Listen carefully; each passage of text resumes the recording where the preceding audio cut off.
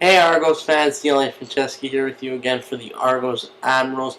It's week 15 in the CFL. We're in the month of October, and that is October is Breast Cancer Awareness Month. The CFL will be using pink in its gloves as well as its cleats and towels, and everything will be pink at a lot of the games over the course of the next month. Next week is the official CFL Pink Week, and the Argos will be hosting the Montreal Alouettes. I just want to give you guys a little bit of information about that. You guys can get your tickets on Argonauts.ca, get more information about that and how it has affected even some of the Argonauts players personally. So those are very interesting and touching stories, and certainly cancer has had an effect in all of our lives and has touched the hearts of many. Now we will shift over to football, and this week, week 15, Thanksgiving Monday, we got the Argos, your Toronto Argonauts, hosting the Saskatchewan Roughriders. Finally, your Argos are back home after a long road trip, a 3-game road trip, in which the team went 1-2, just recently defeating Winnipeg and, of course, losing to Montreal and BC. Two tough matchups, and obviously losing Ricky Ray on the road trip as well, so that's huge news.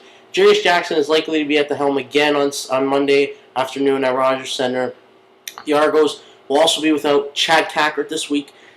Suffered some bruises and was banged up pretty badly in that game against Winnipeg. He had a heavy workload, 20 carries, had a productive night. However, it did take its toll on him, and he will be absent this week.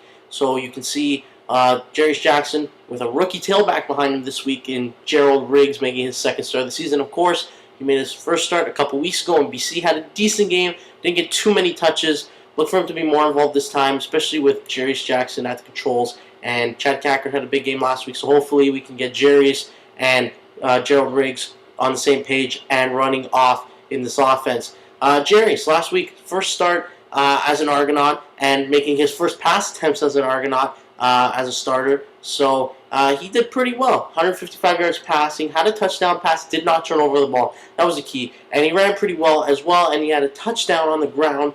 And that's something we're not used to seeing from Ricky Ray, where Ricky's a very much pocket passer and runs only when it is extremely necessary and there's no options left. Jarius did a good job managing the offense. However, this week he's going to have to do a lot more.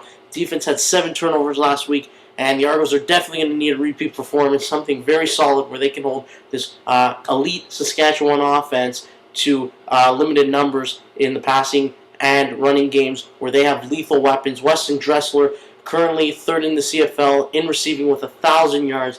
Corey Sheets, second in the CFL in rushing. So certainly a potent offense, like quarterback at the helm.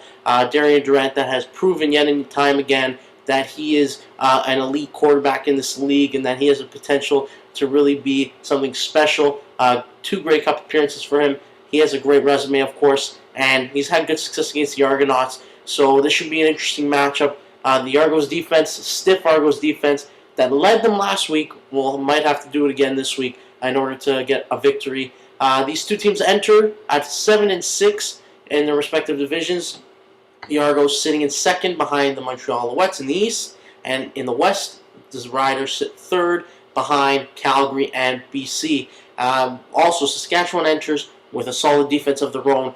The defense, led by Tyron Brackenridge and Joe Lobedon, have allowed only the second least points in the CFL so far this season, 280 to be exact. BC has allowed 249. They're number 1. The Argos are just right behind that, sitting 4th. Their defense certainly has been great and has led this team, has been the strong point of this team, but the Argos are going to need that offense to have a good game this week against the Riders. We'll see. Last week was a good balance between run and pass, and certainly that's a good recipe for success for a guy like Jarius Jackson, making now it'll be his second start of the season. And that's certainly going to be necessary because Jarius is not going to be that type of guy that can drop back and throw 40, 50 times like a Ricky Ray did when we were facing BC and Chad Cackert was not in the lineup. So it'll be interesting to see how Scott Milanovich implements Gerald Riggs into the game plan. Be interesting to see as well, of course, how this defense and specifically how the corners will be playing against these tough Rider receivers. Potentially one of the best groups in the CFL. You got Weston Dressler, Chris Getzlaff, great car, size, strength, speed, everywhere, anything you want in order to be a good receiving tandem, a good receiving core. Saskatchewan has it. So it's going to be interesting. It's going to be a tough task for Evan McCullough, for Pat Watkins, for Jordan Younger, Matt Black, for these guys to keep up with these Rider receivers. And hopefully the Argos have Ahmad Carroll back. Last week he was absent due to some injury issues, and hopefully they can have him back on Monday afternoon.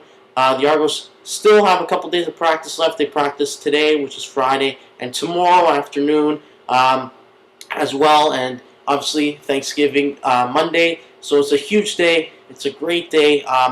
Hope you guys have a good Thanksgiving weekend, and we hope to see you guys at the Rogers Center on Monday afternoon. Huge game. Argos looking to win back-to-back games after losing, finishing up their 3-game road trip and losing 2 out of the 3. So this is a huge game. Hope to see you there, Argos fans.